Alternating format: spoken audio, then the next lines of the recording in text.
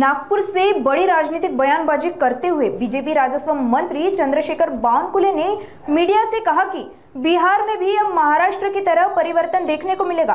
उन्होंने भंडारा के सांसद प्रशांत पडोले पर भी निशाना साधते हुए कहा कि बयान देने से पहले नेता से पूछ लेना चाहिए, ये बचपना है।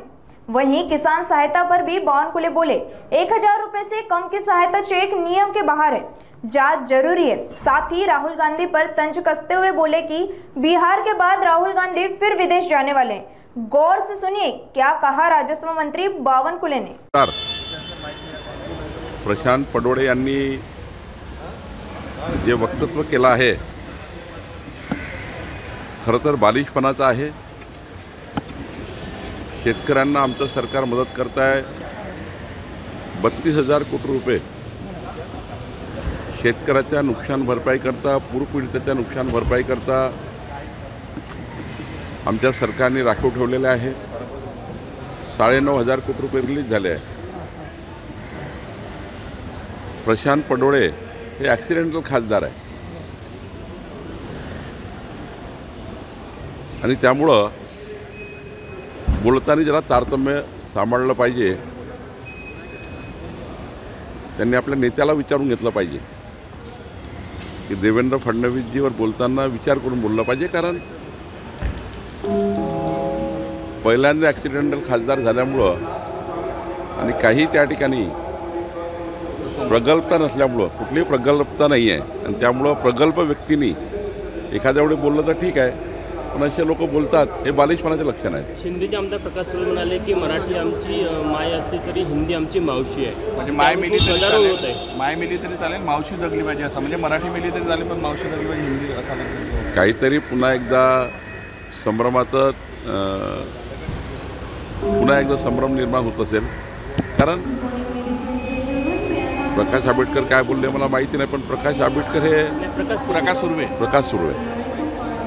सुर्वे तर मी काही ऐकलं नाही, त्यामुळे मी प्रवासामध्ये होतो, त्यामुळे मला एकदा बघावं लागेल काय बोलले आहे। सर, 13 वर्षाचा मुलगा बिबट्याच्या हल्ल्यामध्ये मरण पावला, पुण्याजवळ मंचर येते, पण त्याची अजूनही अंत्यसंस्कार केले नाही कारण वनमंत्री गेलेले नाही आहे, गावकरी सांगतात। वनमंत्री का गेले नाही असा प्रश्न आहे।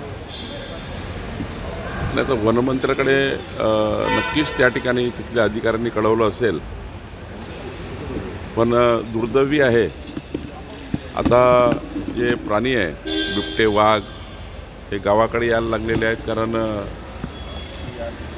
जेव्हा नागपूरमध्ये बघा, आपण चंद्रपूरमध्ये बघा, अमरावतीमध्ये बघा, हे प्राणी आता गावाकडे यायला लागले। त्यामुळे याचा काहीतरी कायमस्वरूपी उपाययोजना करण्याचा आमचा निर्णय सरकारचा आहे। मागच्या वेळी नागपूरमध्ये पार्श्वभूमीमध्ये अशा प्रकारच्या घटना घडल्या, तर आम्ही AIच्या माध्यमातून त्या ठिकाणी कॅमेरे लावले, त्या ठिकाणी त्या लोकांना जेरबंद करण्याचा आम्ही प्रयत्न करतो आहे। गावाकडे वाघ किंवा बिबट्या आला तर त्याला तातडीनं वन विभागाला कळवून त्याला जेरबंद केलं पाहिजे, अशी काही व्यवस्था आपल्याला मंचरला उभी करावी लागेल, त्याही भागामध्ये उभी करावी लागेल। पण घटना दुर्दैवी आहे आणि त्यामुळं नागरिकांचा आक्रोश आहे। अजितदादांच्या पाहणीसाठी केंद्रीय पथक महाराष्ट्रात आलेलं आहे। आज उद्या ते पुन्हा जाईल मराठवाडा आणि इतर भागात पाहणी करणार आहे। केंद्राकडून अजून मदतीची अपेक्षा आहे। केंद्रीय पथक हे महाराष्ट्राच्या शेतकऱ्यांना मदत करण्याकरता आलं आहे। परवा उद्धव ठाकरे बोलले की केंद्राकडे प्रस्तावच गेला नाही, तर केंद्राकडे प्रस्ताव गेला नसता तर मदत देण्याकरता केंद्र कसं आलं असतं। आणि त्यामुळं काहीतरी राजकीय बोलायचं, राजकीय उडी भाजायची, काहीतरी वेळ मारून न्यायचा, दिवसभर मीडियामध्ये राहायचं। मला वाटतं की हे जे केंद्रीय पथक आलं आहे हे अत्यंत महत्त्वाचं आहे। ते जिल्ह्यामध्ये मंडळामध्ये तलाठ्याच्या एरिया पण जातात आणि संपूर्ण सर्वेक्षण करून मग राज्याला मदत देतात। केंद्राची भूमिका राज्याला मदत करायची आहे, राज्याची भूमिका केंद्राची मदत घ्यायची आहे आणि केंद्र आणि राज्याची भूमिका आहे की महाराष्ट्राच्या शेतकऱ्याला मदत झाली पाहिजे। पीक विम्यातून काही तुटपुंजी मदत दिल्या गेली आहे, 1 रुपया 2 रुपये, तर यासाठी केंद्रीय ते मला वाटतं की त्या पावत्या एकदा चेक करतोय आम्ही। केंद्रीय मंत्र्यांनी चौकशीचे आदेश दिले आहेत, ते समजा त्या पावत्या चेक करतोय, ती कशी पावती गेली, काय गेली, कारण अशी पावती जाणे योग्य नाही आहे, हे नियमाच्या बाहेर आहे। किमान आपण काही झालं तरी 1000 रुपयाच्या कमी चेक जाऊ शकत नाही। तो कसा गेला मला कळलं नाही, पण याची चौकशी झाली पाहिजे का झाली पाहिजे। ज्या अधिकाऱ्यांनी चूक केली त्याच्यावर कारवाई झाली पाहिजे शेतकऱ्याची थट्टा करणे योग्य नाही आहे, शेतकऱ्याची मजाकबाजी करणे योग्य नाही आहे, कुठल्या अधिकाऱ्यांनी केली बघावं लागेल. राष्ट्रवादीच्या आमदारांनी नाराजी व्यक्त की केली. क्या हवा है जिस तरह से एनडीए ने पूरा ताकत झोंक दी है. वहाँ पर भी महाराष्ट्र जैसा ही परिवर्तन होगा. महाराष्ट्र में जिस प्रकार से जनता ने माननीय प्रधानमंत्री मोदी जी के मार्गदर्शन में हमें वोट दिया है, देवेंद्र फडणवीस जी की सरकार बनी है, ऐसा ही परिवर्तन, बड़ा परिवर्तन और बड़े वहाँ पर अच्छे वोट्स बीजेपी अलायंस को मिलेंगे और वह एनडीए चुन के आएगी. राष्ट्रवादीच्या आमदारांनी नाराजी व्यक्त केली आहे अजितदादांसमोर. आमदारांना मिळणारी जी निधी आहे किंवा ते कमी मिळत आहे अशी वागणूक. नाही, ते ठरलं आहे ना की नवीन आमदारांना काही निधी मिळणार आहे आणि जुन्या आमदारांना मागचे जे मंजूर कामं आहे त्यातले स्पिल ओव्हर मिळणार आहे.